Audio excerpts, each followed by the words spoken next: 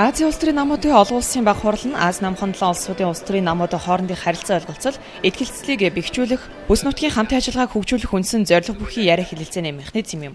Уг баг хурал 2000 онд Филиппиний Манила хотод үүсгэн байгуулагдажээ. Одоогоор тус үйл ажиллагаанд 53 улсын 370 улс төрийн нам гишүүнээр илссэн байна. Азийн улс төрийн намуудын баг хурлын ерхий ассамбле 2 жилд нэг удаа буюу 2000 онд Манилад, 2002 онд Бангкокт, 2004 онд Бээжинд, 2006 онд Сөүлд, 2009 онд Астанд, 2010 онд Пномпенд, 2012 онд Бакуд, 2014 онд Коломбод тусалжуулжээ.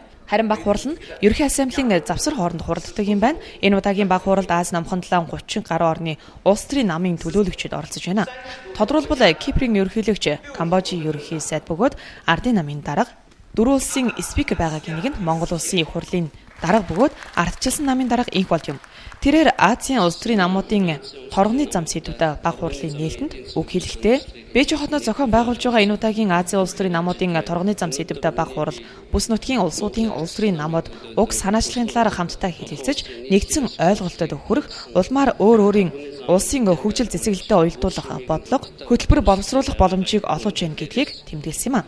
Торгоны зам давах бүс нутгийн Аз Европыг холбосон газар зүйн өвөрмөц байршилтай энхийг эрхэмлсэн нээлттэй бие даасан олон тулгуурд гадаад бодлого явуулдаг улсын хувьд Монгол улс бүс нутаг олон улсын хөгжил цэцэглэлтэд чиглэсэн хамтын ажиллагаанд идэвхтэй оролцох байр суурь баримталдаг.